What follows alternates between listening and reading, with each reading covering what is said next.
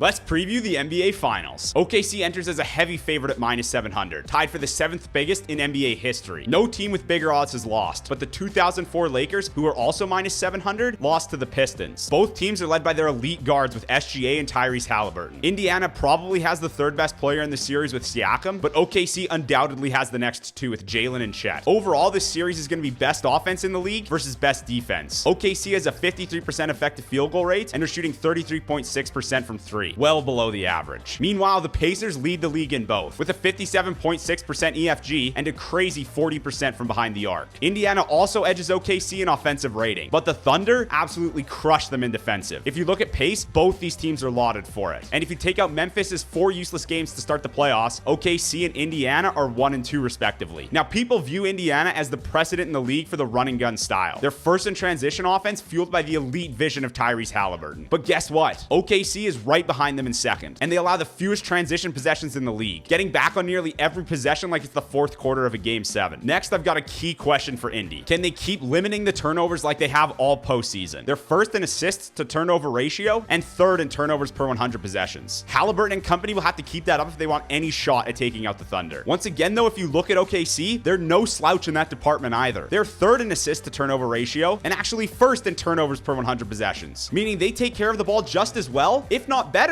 Now, here's the kicker. OKC are dogs on defense. They average the most deflections and steals per game by a wide margin. They practically lead the postseason in loose balls recovered. They've had the best transition defense all season long. And then on top of that, they allow the lowest opponent field goal percentage as well. Last but not least, let's kill this tired narrative of OKC and SGA having to rely on free throws. They're 5th in free throws this postseason, and the Pacers only average 0.3 less than them. So just let it go. Now, overall, this Pacers squad is legit and deserves to be here. They have arguably the 2nd deepest squad in the entire league, and pretty much any team would be envious of their offense. But the Thunder are just different. They're deeper. They have a historically suffocating defense that's primed to take out an offense like this. They have the best player on the court by far in SGA, and I think that with the injury to Nesmith's ankle, the Pacers are really going to struggle to try and slow him down. I also think that even with how good Halliburton is, Lou Dort is going to give him some real fits at times. Now, for my pick, I got the Thunder in 5. Who do you have?